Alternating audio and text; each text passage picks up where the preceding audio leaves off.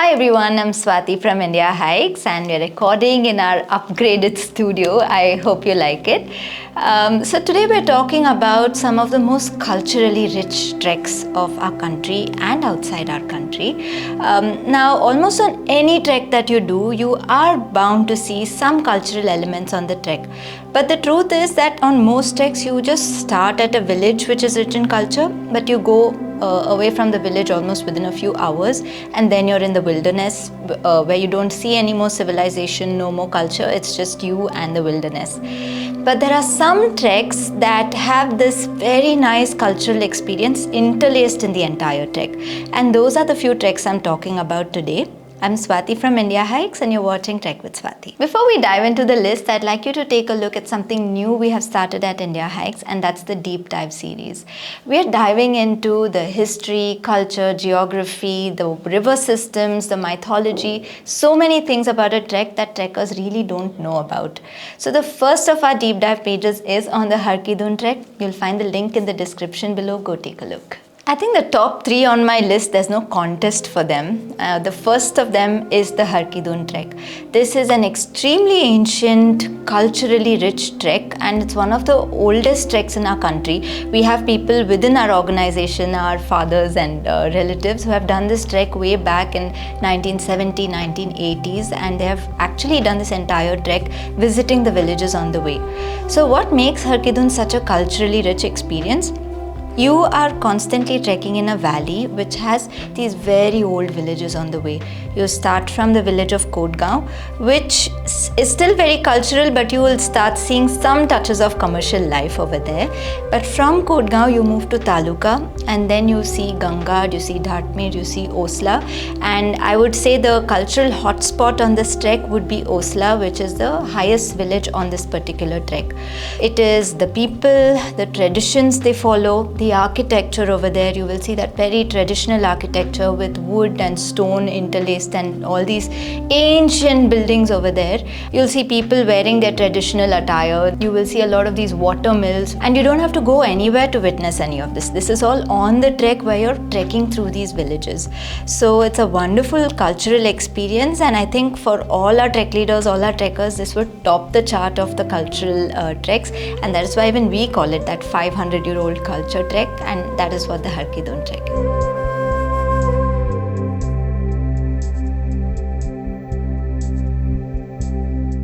The next on my list is the Sandakphu Falud Trek. Now, Sandakphu is on the border of India and Nepal, but not just that, even state-wise, it is on the border of Sikkim, West Bengal, on the border of Nepal. So you see a lot of influences on this particular trek. So you'll see it in the religion people follow. You see a lot of Buddhist monasteries on the trek. You see these lovely prayer flags which have such a significance for our trekkers and the entire region. You'll see a lot of the food experience on the Sandakphu trek. You'll taste food which is very local to the region, and you will also see a lot of musical influence, a lot of traditional music that is celebrated on this particular trek. In fact, when you're trekking with us, most of our guides sing beautifully. They usually carry guitars and they make these traditional songs, bringing in a blend of westernization also. So Sandakphu is a very culturally rich trek that way. Another thing you get to see on this trek is the way people live. You'll see their houses and how they manage their houses. From the outside, they're beautifully decorated. It's almost as if one house is in competition with each other to see who looks more beautiful.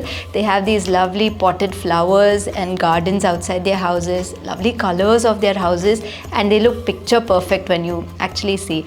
In fact, almost in every year, our calendar has a village from Sandakphu as one of the celebrated photos. Finally, I would say on the Sandakphu trek, the cultural hotspot would be the village of Samanden.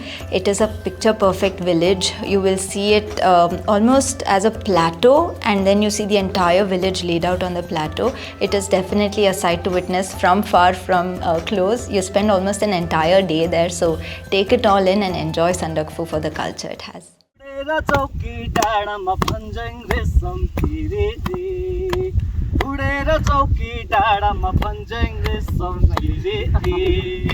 Next on my list is a trek that many people know for its adventure, for its natural beauty, and that's the Goichala trek.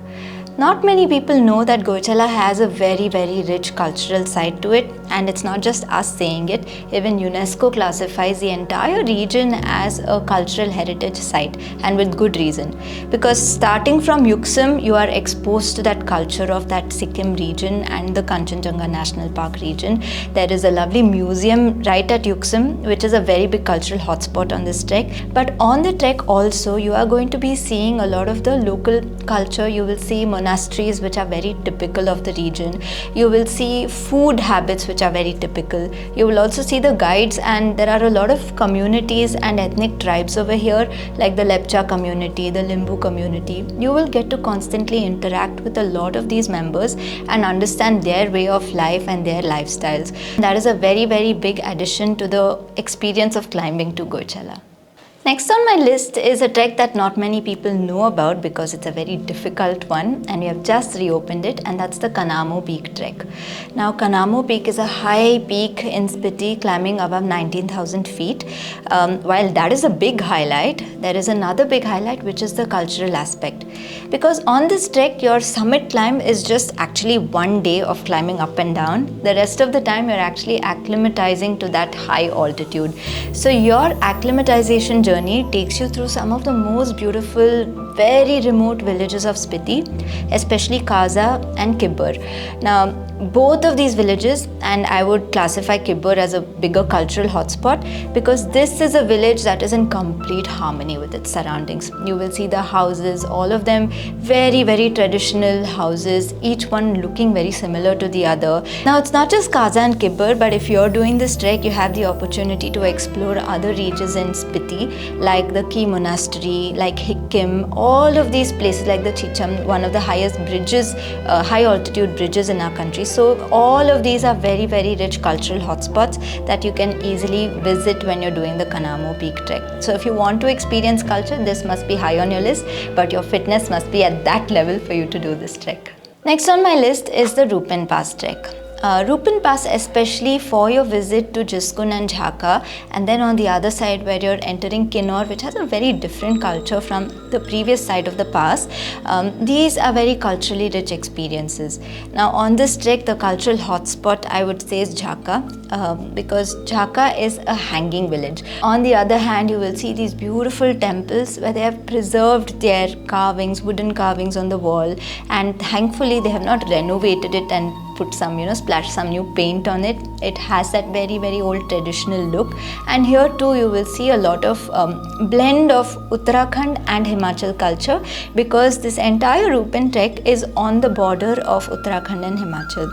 Interestingly, earlier we used to do this trek from Dhaula, which is in Uttarakhand, and on the course of the trek we would cross the border from Uttarakhand to Himachal. So you will see this in the people, their traditions, the festivals, the melas. You will see a very nice blend of Uttarakhand and Himachal. Cultures in the food, architecture, clothing, everything, even the language. So it's a very interesting trek to just observe the culture of this region, and definitely is one on the list if you want to do a culturally rich trek. The next two treks on my list are not in our country, and they'll help you experience the culture of another country altogether. The first is the Khopra Ridge trek in Nepal.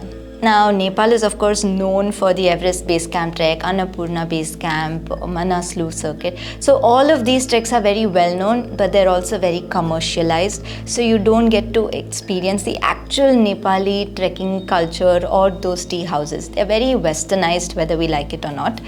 On the other hand, we have Khopra Ridge here, which not many people go on. So a lot of the cultural experience is intact, very well preserved, and very ethnic to the region.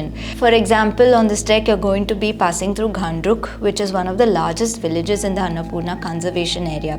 Here you will see tribes like the Gurung tribe. You will see a lot of the food they eat, the clothes they wear, how they are bringing trekking, and they've been part of the trekking community for so many years, and this entire trekking world.